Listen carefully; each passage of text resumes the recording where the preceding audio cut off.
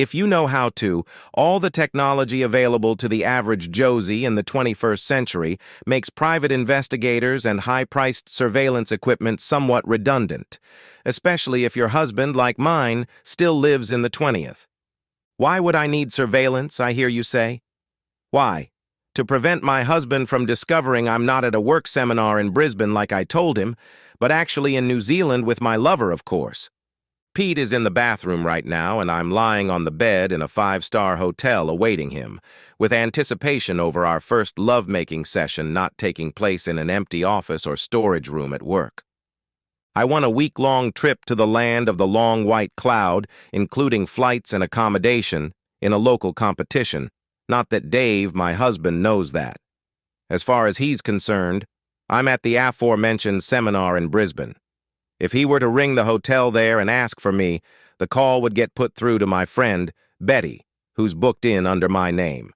She is then under instruction to warn me. Pete and I have literally left no stone unturned to prevent our spouses from finding out we aren't where we're supposed to be. That would be unthinkable. Of course, I have to rely on a few things, like Dave not knowing how to use a find-a-phone app on my cell to show it's not where it's supposed to be, but that's a certainty. Dave only got a smartphone 2 years ago. Prior to that, he'd owned an ancient clamshell one, and talking him into giving it up had been like trying to wean a toddler from a pacifier. A nightmare. Even then, its replacement was only a second-hand ancient iPhone 5 because he couldn't see the point in spending a small fortune on a phone when he knew he'd hardly use any of the features. No chance. I could rule out Dave jumping on a plane and surprising me in Brisbane. Well, not surprising to me in Brisbane. I deliberately picked this week as he was wrapped up all week negotiating the sale of his business. We were retiring soon. Could he find out I'd taken annual leave for the week rather than being on the clock? Again, no. For that, he would have to have access to my electronic timesheet, and he was computer illiterate. With the last of the kids having left the nest 5 years ago, and Dave being so busy growing the business to increase our retirement, we hadn't been on more than a couple of long weekend breaks in years. I would get all my annual leave paid out when I retired soon. Dave would never realize I was paid out 9 weeks instead of 10. I was sure looking forward to Pete coming out of the bathroom. It had been a long day. Dave dropped me at the airport at 7 a.m., a flight to Sydney before a 3-hour wait in the international terminal and a 4-hour flight to Auckland, taxi to the hotel, the check-in, and handing over a voucher for 5 nights of accommodation and a quick shower to freshen up. Of course, Pete wanted a quickie before dinner, but after I pointed out that with the time difference we only had 30 minutes before the restaurant closed, we headed straight there. In the end, the hotel restaurant was full, so we went next door to a little seafood place. After we'd eaten, we found out the restaurant didn't take Amex, which was the only credit card Pete carried. I was forced to use my MasterCard, which was linked to my main savings account. I shared the account with Dave, and I knew the transaction would show on the statement, but as I handled all the family paperwork and finances, the risk was infinitesimally small. I paid, and we returned to the room and the time this story started. I lay there dripping with anticipation, reviewing my security arrangements for the umpteenth time and finding no flaws. All I had to do was call through the closed bathroom door for Pete to stay in there until I'd finished on the phone, then lie back and enjoy Pete's attention. He said he had a very talented tongue. I was curious to see if that was true. I tried my phone, but it didn't work. Visions of Dave knowing about my affair and canceling my phone plan flashed through my head, spurred by the innate guilt and deep worry about my activities, I suppose. Then I kicked myself. I'd forgotten to enable international roaming on my cell. Relieved, I fired up my laptop, went to my phone provider's website, and changed my status. Then rang and briefly told Dave that after the day of travel and seminar registration, I was bushed and going to bed early. Caring as always, he urged me to ensure I ate properly and asked what I'd had for dinner. I told him that Betty and I had eaten at a seafood restaurant. I'm aware that liars need good memories, and mine was as fallible as any late 50s woman. so I judged it good practice to stick as close to the truth as I could when lying to Dave. If he ever asked me again what I'd done for dinner that first night, I could just say I went to a seafood restaurant and not have to memorize a lie. We exchanged "I love yous," and both meant it. He was normal, and I relaxed. You might ask why I could do what I was doing and still love my husband to distraction. Why I was guilty and still cursed with a little deep-down worry. I put it down to my curious nature, or should I say my natural curiosity. Dave was the only guy I'd ever slept with. I was curious what another guy would be like. I was curious if infidelity was as exciting as some of my acquaintances said it was. I knew that within a decade my libido would shrink and eventually die, and I knew that once we retired and lived in each other's pockets, the opportunities to experiment would be very limited. I was curious to know if men other than my husband still found me attractive. That's why I'd pursued Pete. Ask Dave about my curiosity. He'd learned over the years to only buy my Christmas and birthday presents at the last moment. Once I knew he'd bought them, I hounded him until he got sick of it and told me what it was. I was curious as to how things worked, where they went, and why things were done a certain way. I must have been a horror of a child with my need to know everything. Oh yes, curiosity was a very powerful driver of my behavior. That night satisfied my curiosity. It was almost as good as I'd built it up in my head to be. Pete was an adequately endowed and considerate lover. I did miss the emotional connection of cuddling afterward, though. Neither Pete nor I had any delusions there was any romantic side to this trip. We made love again in the morning before heading out to see the sights. Later, we booked a bus trip for the next day to Rotorua at the hotel tour desk before showering. The same conference as the night before had the hotel restaurant booked out, so we wandered along the street and found another nice place. The problems began at the end of the meal. This place didn't accept Amex either, so, once again, I dragged out my MasterCard. Declined. What the hell? I'd paid the balance off in full just the week before, so I knew the problem wasn't a balance issue, and I'd used it last night, so I knew international transactions weren't barred. It was embarrassing for Pete and I to have to dig through our wallets and purses to scrape together enough Australian currency to pay for the meal. We ended up paying the same amount in Aussie dollars as the bill was in the New Zealand dollar, even though the exchange rate was that well above the cost. Only slightly worried, we hurried back to our hotel, and as soon as we were in the room, I tried to log on to the bank's website. My password wouldn't work. I had a sinking feeling about this. I was on hold with the bank's third world call center for over 45 minutes, and then another 15 minutes to get the message from the non-English-speaking drone. International transactions had been disabled on my account, and no, they wouldn't allow me to change it over the phone. Logic said there was a perfectly reasonable explanation for all this. It certainly didn't mean Dave knew I was playing around on him. He certainly hadn't gone on any computer, changed the password, and disabled international transactions. The idea of him knowing how to do that was laughable. When I glanced at the clock, I noticed that with the time difference, it was almost too late to phone home for my nightly check-in. Pete had made his phone call while I was on hold with the bank before. Shushing him, I rang Dave. After asking how he was and answering the same query from him, he asked how the weather was in Brisbane. I'd done my research beforehand, good old weather zone, and related what it had been like in that city that day. Then I dragged the subject to what was on my mind. He sounded his normal chirpy self, which twinged my conscience when I thought of how I was deceiving him. Dave, do you have any idea why my credit card doesn't work? Or why the password to online banking has been changed? There was perhaps 10 seconds of silence before the line went dead. The worrying, no, terrifying thing was that just before the link was cut, I thought I heard what sounded like a sob. 3 attempts to ring back over the next 5 minutes went straight to the message bank. The phone had been turned off. Pete reported his phone call to his wife had been normal and, of course, wanted to make love again. I was worried sick and told him I was no longer in the mood. The memory of that sob, the most heart-rending sound I'd ever heard, was killing me. I tried trying to figure out if Dave could possibly have discovered where I was and what I was doing, but I couldn't fathom it.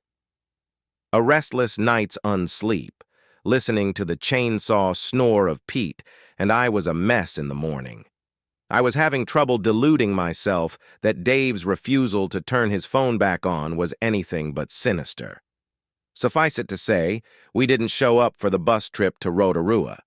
Instead, I called Dave's phone every 30 minutes to no avail and went to a bank that had a reciprocal arrangement with mine to withdraw $1,000 of emergency money. Then just sat in the hotel room and worried. A fine, sexy holiday this was turning out to be not.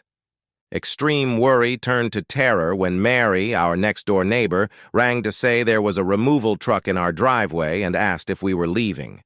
In my panic, I asked her to find Dave and give her phone to him so I could talk to him, but apparently he refused to accept it. The game was up. Of that, there was no longer any doubt. Our son Mike lived nearby, so I rang him to ask him to go and see his father. He answered my question with a question. "Where are you, Mum?" When I replied, "Brisbane," he hung up on me, and now I had 2 family members with phones either turned off or blocking my calls. Desperate calls to several airlines revealed that the Auckland airport was now closed due to their curfew, and the earliest flight I could get was 10 a.m. the next day. No sleep again, and an annoying Pete who refused to accept the gravity of the situation until I pointed out that if Dave knew, his wife might soon as well. The drive to the airport and the long wait in the terminal were interminable. A call to Mary revealed that the removal truck was gone, and Dave had driven off late the night before and hadn't been seen since. The sleepless flight back to Sydney and the wait and flight to my home state passed at the speed of an asthmatic snail. I tried composing my defense, but it was useless. Without knowing what Dave knew, it was impossible. The fact he knew I was away with a lover was a given, but how did he find out? And when? Did he know Pete and I had hooked up on previous occasions? Would that make any difference? Had Dave suspected where I was going and arranged for a private investigator to follow us? I quaked at the possibility. Even as I was talking to Dave the last time we spoke, was he watching footage of Pete and I doing the nasty? That would certainly explain the sob. Just for a moment, the immensity of Dave's pain at seeing something like that rocked my conscience, and it was horrible. Or had the private investigator told him that they'd confirmed my unfaithfulness and had recorded proof but recommended he didn't watch it? That made getting home quickly even more imperative. How would Dave handle the confrontation? I knew him to be the strong, silent type. He'd probably just sit there expecting me to confess all. But what would I say? There was a vast difference between, "Pete and I have been flirting for a while, but this was the first time we crossed the line," and "We've been messing at work for several months and decided to sneak away for the week so we could actually do it on a bed." Dave would no doubt be expecting a full explanation, but what to admit to? All the unknowns ate away at me. I needed information. I explained my logic to Pete, along with the knowledge that Dave's character meant he would certainly tell Pete's wife. That finally made him as worried as I was, and as soon as we were wheels down in Sydney, he rang his wife to tell her the conference he was allegedly on was canceled due to a fire at the hotel and he was heading home. She acted normal, so Dave hadn't told her anything yet. Multiple calls to Dave's cell still went unanswered, so just before the flight home from Sydney, I sent him a text with my arrival time. I had an aisle seat, and as I stood to disembark the plane, I told Pete to wait until everyone else was off and to not even glance at me in the terminal or at baggage retrieval. Our affair was over forever. As I stood looking down at him, I tried to remember the satisfaction and pleasure this man had given me. My mind was blank. So much stress and pain. For what? I'd decided on an aggressive but unscripted defense to Dave. I still didn't have a clue what he knew, so decided to offer no details until I'd dragged out of him what I needed to justify and apologize for. I took solace in the knowledge that he worshipped me. Yes, He may inflict some short-term pain, but our future was assured. Crossing the Arrow Bridge, I plastered a fake smile on my face and stepped into the terminal. I suppose some of the men waiting for offloading passengers might have been called Dave, but my Dave wasn't amongst them. This wasn't good. I'd hyped myself up for a confrontation that wasn't going to happen just then. With a sigh, I waited for my luggage and then caught a taxi home, increasingly worried about what I'd find there. As part of my research on the signs that give cheating spouses away, I couldn't help but read some of the consequences in the stories I'd read. I hadn't taken that much notice of them because I would never be caught. Featuring highly in the cheating wife stories was the wife coming back from a trip away with her lover to find the locks changed on the house. If Dave had done that, I would have no choice but to go stay with my sister, who would not rest until she discovered why. She was almost as bad as me when it came to needing to know. Then there was the other burning question. Whose stuff had been removed from our house? Mine or Dave's? Second only to my desire not to lose my husband was the wish for my transgression not to be made public. I enjoyed a high social status in my community, being on several church committees and on the local neighborhood watch. I made a mental note to add swearing Mary to secrecy to the list of priority things to do. It wouldn't take a rocket scientist to jump to the true conclusion about a scenario that included an absent wife, a removal truck in the drive, and a husband's refusal to talk to said wife when a phone was thrust at him. Oh God, why hadn't I given any thought to consequences before I strayed? Even if almost 24 hours of constant worry was all that happened, it wasn't anywhere near worth it. Screw my curiosity about a different man and the excitement of infidelity, and double screw my curiosity about whether or not I still had it. What did that matter as long as my husband still desired me? Lugging my suitcase to the front door, I pulled out my door keys, then stood there for a little while, praying the key worked and Dave was feeling reasonable. Something made me look around. Mary was watching me from her front yard, as were her neighbor and the nosy lady across the street. 2 more curtains were twitching in the cul-de-sac. I guess they had a thing about curiosity, too. I looked back at Mary, who looked away sheepishly. Oh well, there goes my reputation. The key turned in the lock, and I escaped the smirks and disapproving looks by going inside. I could see from the view I had of the lounge from the front door that my life wasn't going to be easy for a long time. Just that glimpse told me Dave was gone. I dropped my bags and raced through to the lounge, noting favorite pictures and knickknacks of Dave's were absent. Room after room told the same story. I mean, hardly a trace of him remained in the entire house. The sight of his empty closet was bad enough, but when I dragged myself back downstairs and saw his wedding ring on an envelope in the middle of the kitchen table, I just sank to my knees and wept as I thought of the balance sheet. On the debit side, I'd caused immense pain to my husband, a man who in no way deserved the knife I'd personally driven into his back. What relationship I'd have with him from here on was a total, terrifying unknown. That went for my kids as well. They'd had 24 hours to hear and absorb Dave's side of the story, possibly backed up with photographs and videos. We'd instilled both of them with keen senses of justice, after all. Years of lessons on honesty, morality, ethics. Why had I stopped leading by example? Damn my curiosity. With the juicy gossip Mary had unleashed, I knew I wouldn't have the courage to attend church or any other neighborhood function in the near future, possibly forever. And I really didn't want to dwell on my job. My boss attended the same church as I did. If he found out what Pete and I had been up to, either from local gossip or from Dave telling all and sundry, I was out of a job. He wouldn't do it for performance reasons or through any stupid morality clause in my employment contract. He'd just give me the boot, and to hell with the legal consequences. Balanced against this, oh God, this annihilation of the 3 pillars of my life, family, job, and social acceptance, there was what? Vague memories of some quick fumbles in the office after everyone else had left. Events where Pete just lifted my skirt and did his deed. Hell, I hadn't even gotten off during those encounters. All they'd achieved was a mess between my thighs that necessitated me shoving a wad of toilet paper in my panties to get me home and a race to the shower once there.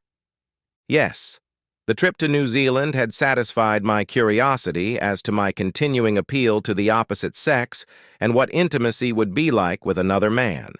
And yes, I remembered having enjoyed our two couplings there, but though I knew I'd actually enjoyed both times, those momentary ethereal events were already fading fast from my memory.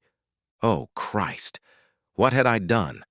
I staggered to the drinks cabinet and poured a glass full of something, anything, and gulped it. Almost automatically, I dialed Dave's cell and then my son's. Both went straight to the message bank. I then rang my daughter, praying Dave had been generous there at least. The conversation was short, very short. "Hi, Donna. It's Mum." "Did you go to New Zealand with a lover, Mum?" she asked. I stood there silent. "I take it that means yes. Goodbye, Mum.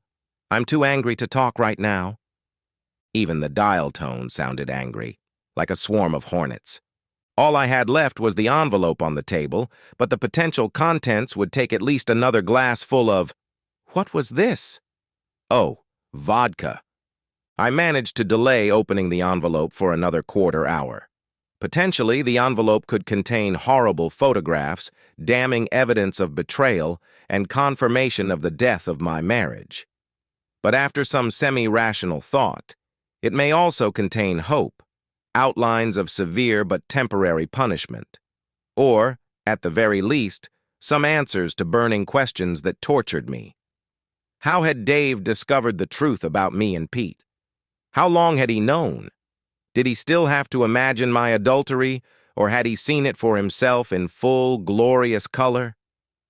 3 vodkas turned out to be the magic number before curiosity won, and I carefully put Dave's ring on the shelf reserved for our special things, awaiting the time he would return to claim it, and gingerly opened the A4 envelope, which turned out to contain some stuff for Dave's work. It was totally devoid of anything Dave. I realized he'd merely used it, so the gold of his ring wasn't visually lost against the background of the Mountain Ash dining table. I searched the house for something, anything Dave might have left with a clue. Nothing. Internally, I screamed with frustration. The not knowing was killing me. I dealt with it the only way I could think of, by finishing the vodka and starting on the tequila. The next day was as physically painful as you'd expect. Oh, my head. Just to confirm what I expected, I rang Dave, Donna, and Mike several times. They all rang out every time, telling me they were either ignoring me or I was blocked. Dave had obviously filled our son in on what I'd done, so I saw him as a potential window of information into my undoing. I still had no idea what to say to Dave when we finally did meet. With that in mind, I drove around to see my son at a time I knew he'd be back from work. My daughter lived several states away with her husband. The door was opened by Delia, my son's fiancée. We'd always got along just fine, close almost. Unlike previous visits, she didn't invite me in, just coldly told me she disapproved of what I'd done and fully supported my son's decision to cut all ties with me. Mike had obviously confided in her, so I pressed her on what she knew of what I'd done. "Kath, you know what you've done." And then the door was closed in my face. Talk about frustrating. I still had no clue what Dave knew, how long he'd known, what evidence he had. It was killing me. Not knowing where the hell Dave was staying, I felt I had no choice but to revert to Plan A, be sparing of admissions of my acts and probe what Dave knew. Therefore, when I felt human again, I doled myself up and went to his office. He'd had the same secretary-receptionist for years, and we'd always been amicable. Today, she was cold and condemning and told me in no uncertain terms that Dave was traveling for an indeterminate amount of time and no, I wasn't welcome to check back every day. I may not know what Dave knew, but it seemed every mutual acquaintance of ours did. It was so embarrassing. Several neighbors did call over, but it was obvious they were just fishing for gossip, not driven by any concern for me. It was by far the loneliest time in my life to date. I was drunk by 10 a.m. Friday, but decided to stay sober on the weekend, just in case Dave came back and I needed a clear head. Drunk or sober, it made no difference. Not knowing what Dave knew and was telling my kids, his staff, possibly our friends and neighbors, and even every second barman within an hour of our house, was just eating me up inside. Going back to work on Monday was both a relief and terrifying. I tried to read the expression on my boss's face for any clue he was going to fire Pete and me that day, but he simply inquired about my holiday week off. I cornered Pete as soon as I could, and he reported that things at his home were normal. He was clearly very worried, though, thinking the axe could fall at any moment. From that, I concluded that either Dave had hit the bottle like me and was not thinking rationally yet, or that he was deliberately making Pete sweat. His wanting to make the guy who damaged his marriage suffer was understandable. Well, one of the people who damaged his marriage. I was honest enough to accept my share of responsibility as well. I wished for the second reason. The first implied that he'd seen footage of my tryst in New Zealand and was trying to chemically erase the images. By the end of the workday, I'd convinced myself that Dave was just punishing me and making me realize what I'd put in jeopardy by my actions. I would be more convinced if I knew exactly what my husband knew. Talk about frustrating. The process server was waiting for me when I arrived home. Stunned, I grasped the big, thick envelope I'd been given. How thick was a divorce application? Surely not the time that seemed to be in the envelope I was clutching. Visions of a bunch of still shots from a video included to put me on the back foot and let me know that fighting a charge of adultery was futile, seared across my brain. I have no memory of how I came to be sitting at the dining table, but there I was, staring at the envelope. For Dave to file without a word, or giving me a chance to defend myself, must mean what evidence he had was both damning and crippling. Enough that all attempts at forgiveness were non-starters. Finally, my curiosity as to the extent of Dave's evidence the envelope contained outweighed my cowardice, and that was saying something, as I'd rather have pulled out a tiger snake suffering from PMT than documents that spelled the end of my marriage.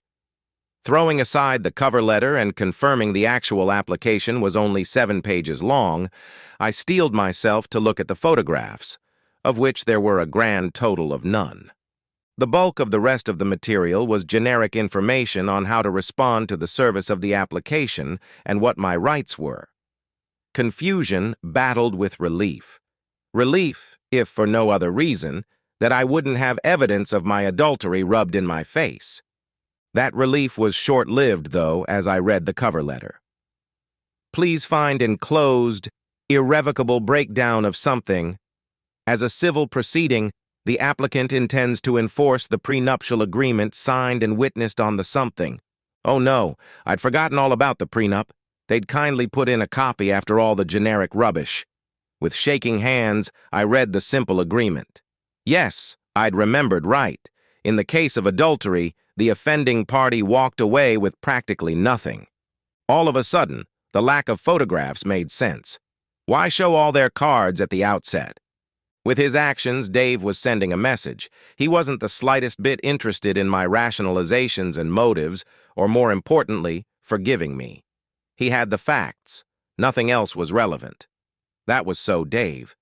And yet I couldn't accept there was no hope.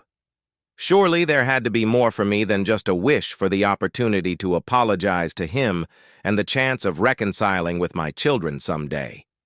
And dear Lord, please provide an answer to the burning question that was eating my curiosity.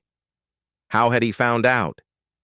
It must have been well before last week to have arranged to gather the evidence he possessed. I'd been so incredibly careful. Still, I'd destroyed a good man, and that was eating me as well. At work the next day, I confirmed Peter still had a happy marriage, and after quizzing the receptionist, no one had called to ask if I was at a conference. I also discovered that there was a minimal amount of money left in all our joint accounts. With that discovery, I made an appointment with a lawyer for the next day. I didn't retain the lawyer, just sought some advice. Expecting to be evicted from the family home at any moment, the possibility I might be fired for cause, and knowing that pennies would be short for the foreseeable future, I would need to hoard what I earned. The lawyer confirmed that if my husband presented the evidence he possessed, then the prenup, as old as it was very much enforceable. There are drawbacks to tequila. One major one is that ideas that occur after 3 glasses, late at night, may not make sense in the morning. This particular idea was that I could find the answers to all my questions by asking Dave, and I could force that by signing the papers as a bargaining chip. So, at 11:08 p.m., I emailed the law firm Dave was using and asked them to pass a message to him. If Dave would sit and talk to me, I would sign the damned application. If not, I would drag my heels all along the process, only to be firmly told, by return email the next day, that in Australia it didn't matter a smeg if I signed or not, the process was set. The lawyer had been so firm it came as a surprise when he rang back the next day and told me that Dave had indeed agreed to meet me. He was insisting on the conference occurring at the lawyer's office, with witnesses, and was insisting on absolute honesty. One hint of a lie, and he would walk out, and I'd never see him again. I insisted that part of the conversation include Dave telling me how he'd found out about my taking a sabbatical from my marriage. There it was again, my insatiable curiosity. I had to know. He rang back an hour later with Dave's agreement to my terms, and a meeting was set for Thursday after lunch. That gave me a day to prepare my game plan. The stipulation about honesty came as no surprise. I knew Dave's stance on scrupulous honesty. I determined to give him absolutely everything, leaving no excuse to terminate the meeting. Hold back nothing, and not even slightly flex the truth. As difficult as it would be for me personally to lay my deceit bare for all to witness, showing my honesty and remorse I figured would maximize my chances of reconciliation. Subsequent meetings and conversations could be used to convince him that despite my actions, I still loved him unconditionally. I arrived at Dave's lawyer's office and was ushered straight into a conference room. Present were his lawyer and some sort of secretary. I blushed as I realized these two knew of my sordid behavior, but I paled at the panic I felt when I saw Dave wasn't there. Thankfully, he arrived soon after me, seating himself opposite. His face was scarily blank, and he remained silent while his lawyer repeated what he'd said on the phone, that I really should have my own representation there, and offered to postpone if I wanted that. I refused. He then reiterated why we were all present, repeated Dave's threat to leave immediately if I wasn't 100% honest, and then offered me the opportunity to say my prepared piece. Despite all my preparations, I couldn't remember where to start. The lawyer prompted me. "Why don't you begin with when you and your lover embarked on your affair?" "I met Peter at my work, of course," I started. The lawyer interrupted. "For completeness, that would be Peter?" "Wilson. Peter Wilson," I replied. I paused and looked at Dave, trying to beg with my eyes to be allowed to do this privately. He remained deadpan. "We flirted for months then. For reasons I can't justify now, we began a relationship. Just a few quickies in the office, you understand. I never had any emotional relationship with him." If I was expecting any overt relief from Dave at this news, I would have been disappointed. He showed nothing. After a few months, Peter began to nag me to go to a motel or pretend an overnight trip so we'd have more time. I gradually gave way and came up with the idea of the fake trip to Brisbane. "I did that because I didn't want to be caught and expose you to public humiliation, darling." I'd prepared that excuse, which I was sure would score me a brownie point. It failed if Dave's unchanging expression was anything to go by. It was always going to be a one-off thing, and I would have broken it off with him when we came back, honestly. This was not true, and was a gamble. With communication only face-to-face at the office, Dave would have had bugs there to prove me wrong. Again, nothing registered on his rugged face, but at least he hadn't stormed out. That threw me to silence again, prompting the lawyer to prod me again. "So, you arrived in Auckland, booked into a room at a hotel? Then what?" Had intimacy with this Peter Wilson? No, it was late, so we found a nice restaurant nearby and ate. Then you went back to the hotel and had intimacy, yes? The lawyer asked. That made me drop my eyes and in a small voice reply, yes. This is all after you rang my client and perpetuated the charade that you were in Brisbane at a conference? Yes, again said, while looking at my hands on the table. And I suppose you woke in the middle of the night and had intimacy again, slept late, then had adulterous intimacy all the next day? This confused me. Why was Dave's lawyer trying to get me to lie? He must have seen the same video that Dave had. No! We had intimacy again in the morning before looking around the city the next day. That was it. That was the extent of my cheating. When I spoke to Dave on the phone the next night and he hung up on me, I was too worried to have intimacy with Peter again. I focused on getting home as soon as I could. The lawyer looked at Dave, who nodded slightly, his cold eyes still boring into me. Thank you for your frankness, Mrs. Brown. Now, you had some questions? This was it. This was when my burning questions were answered. I'd thought of little else for days. My voice shook. When did you find out about Peter, Dave? Finally, Dave spoke. If your question is actually, when did I find out you weren't in Brisbane at a conference, then the answer is last Tuesday night. The stress I was under stopped me realizing the full significance of what those words meant at that point. How? I asked. I received a phone call from the credit card company on Monday night, asking if we were traveling overseas as they'd detected a transaction. They'd tried to ring you as the primary card holder, but couldn't get you, so they rang me on the secondary number. I cursed myself at this point. I'd forgotten to enable international roaming on my damn phone and international transactions on my credit card prior to departure. I said we weren't overseas, so they put a stop on all overseas transactions and then changed the password on our account. I meant to ring you and tell you about it, but was busy and forgot. That explained why the transaction was declined on Tuesday. I thought nothing more about it until you rang me on Tuesday night and said your card was declined in a restaurant. If the restaurant was in Brisbane, then the card would have worked. It suddenly struck me that you were lying to me. Once I was off the phone, I checked that you'd told me you were going to Brisbane. I found the piece of paper you'd written your hotel name and room number on. Then, not believing you could be that deceptive, I checked the safe only to find your passport was missing. I still didn't want to believe the evidence piling up against you, so I rang Mike the next day and he logged onto the bank's portal and looked at recent transactions. There was a large cash withdrawal from a bank in Auckland.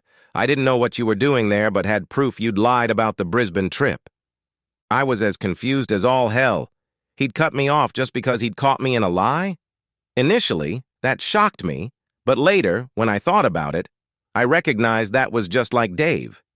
He was a very black and white person. So, when did you find out about Peter? I asked. Well, the reasons you'd deceived me were few, and the most compelling of them was that you were having an affair. When did I learn Peter's name? That was about 10 minutes ago when you told me. What the hell? On the basis of one lie, he'd cut me out of his life, moved out, and petitioned for divorce? Or had the whole serving me with divorce papers and demanding my honesty been a ploy to discover the truth of what I'd been up to? So, you didn't have a private investigator following me in Auckland? You don't have photos and videos of me and Peter? Nope, he replied. This was good. With nothing visually concrete burnt into his soul, surely my chances of forgiveness and a continuing marriage were good. My musing was interrupted by his lawyer. So, Mrs. Brown, I think you will agree that my client has met your conditions. He's listened to your story and told you how he discovered your breach of the marital contract. If you would just sign the divorce application, we don't have to waste any more of everyone's time. The conditions of the settlement are in accordance with your prenuptial contract. He pushed the pile of paper across at me. This meeting had gone so differently from what I'd expected. I was punched drunk. I looked at the papers. Dave hadn't known Peter's name until I blabbed it during this meeting. He didn't know anything except that I'd lied. He didn't have proof before this meeting, and he still didn't. Not concrete proof. Stress caused my survival instinct to cut in. One glance at Dave told me we were finished as a couple. It was time to look after my future as a single woman. I pushed the papers back across the table. I don't think so. Don't think what? The lawyer asked. I'm not signing those. You have no proof of infidelity and therefore the prenup doesn't apply. I accept that the marriage is over and will die still apologizing to Dave for lying to him. It was stupid and selfish of me. Change the agreement to a fairer split of our assets and I'll sign it this afternoon. With that, I leaned back and prepared to be stubborn. Again, the lawyer looked at Dave, who nodded. But we do have proof of infidelity, Mrs. Brown, or we'll have in about 30 minutes. What? How? I asked. When your husband, myself, and Julie here, who is also an officer of the court, that carries a lot of weight, sign our statements where we attest to attending a meeting here today at which you admitted you'd conducted a sordid, disgusting affair with... At this point, he consulted the notes he'd been writing during the meeting. One Peter Wilson. Are you sure you won't sign? Maybe I should have invested in a lawyer. I sat there stunned. When had Dave gone from being a generous, honest, straight-laced, loving person into this cold, ruthless schemer? I knew he'd been merciless in the past with couples we'd been friends with where one had strayed. The wrongdoer had always been axed from our lives, but not with me, not with his children. To us, he'd always been kind and understanding. Then I remembered whispered tales from acquaintances over the years that in his business life, Dave was pretty tough. It looked like he'd changed my status from being his loving wife to a business deal gone sour, a speed bump in the road to be eliminated. No, that wasn't right. It was me. I'd changed my status, not him. Despite my promise to sign, I didn't, of course. I heard Dave say as I stormed out, "Are you seeing the same pattern of broken promises that I am?" I could tell from Dave's expression and the low trick of entrapping me that there was zero chance of reconciliation. That, as much as anything else, was a shock to the system. It was every woman for herself now. A trip back to the same lawyers as before earned me an admonishment that if I'd engaged him, this wouldn't have happened. He advised me that if we fought it, there was a small chance of overturning the trickery. So, belatedly, I engaged him. In the end, he neither slowed the process down nor changed the outcome. All he did was ensure that we arrived at the end of the process, with him slightly richer and me even more broke. His promise of getting me a slice of Dave's cash from the sale of the business turned out to be as good as mine to Dave on our wedding day. He said it was because the prenup was so simple and effective, but I suspect it was because he was a crap lawyer. Talking of broke. One evening not long after my defeat in the courts, I'd consumed half a bottle of something when the doorbell rang. There stood a crying and ranting Peter, bleating something about his wife kicking him out and changing the locks. She'd received a visit from Dave, it seemed, and Peter was blaming me. Typical. Like he'd had nothing to do with falling into an affair. Here, at last, was a focus for my frustration. I sent him packing with a few choice words, but that wasn't enough to satisfy my anger. I picked up the earthenware pot that lived by the front door. It was filled with artificial sunflowers. Such happy flowers, sunflowers. Nothing says have a happy sunny day quite like a sunflower. I hurled it at Peter's head while yelling, "Have a great life, you lousy son of a blip!" He didn't take any evasive action, and it struck him full on between his shoulder blades. He went down like a bag of potatoes. He's lucky I wasn't strong enough to get more lift in my toss, or I might have taken off his head. I closed the door on him thinking he got what he deserved. A little unfair, you might think. I'd pursued him, remember? But he didn't have to succumb to my seduction, and besides, rational thinking obviously wasn't a strong point of mine. At least not anymore. Mary witnessed the whole thing and initiated the call that led to Peter being taken away in an ambulance and me away in the back of a police car. I guess Peter blamed me as much as I blamed him. He pressed full charges for assault. Peter took to drinking and ended up being fired for it.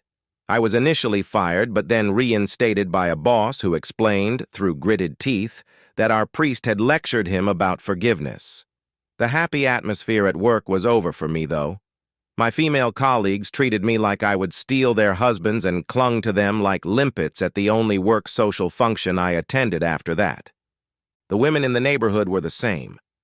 So, here I am. A man came round one day and asked for the keys to my BMW. It was one of the chattels from the business, now sold. I told him to bug off, but he showed up an hour later with a cop. Great.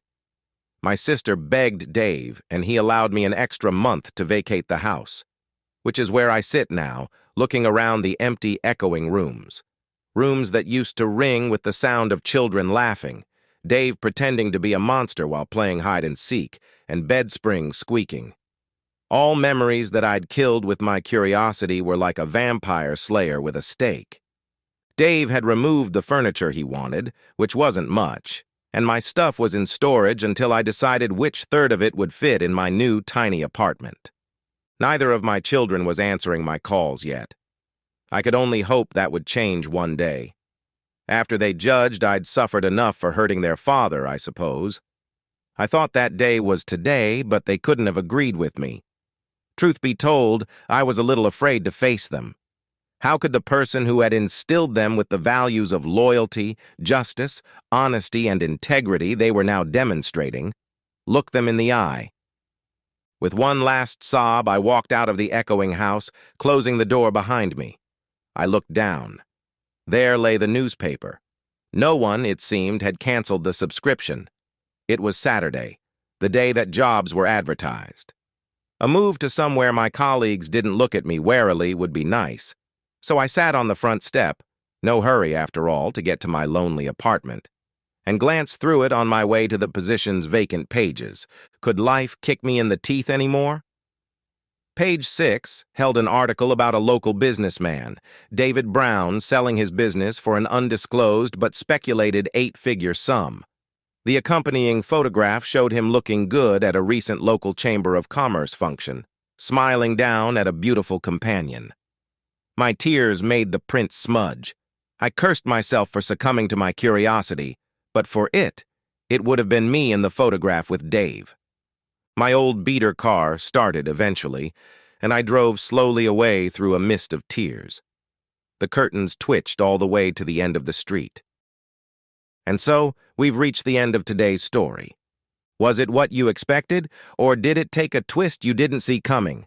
I'm curious to hear your thoughts. Share them in the comments below, and let's get a conversation going. If this story kept you hooked, make sure to hit that like button. And if you're new here or just haven't subscribed yet, now's the perfect time to join our community. I bring you fresh, captivating stories every day, so click that subscribe button and turn on notifications so you never miss out. Thanks for watching, and I'll see you in the next one.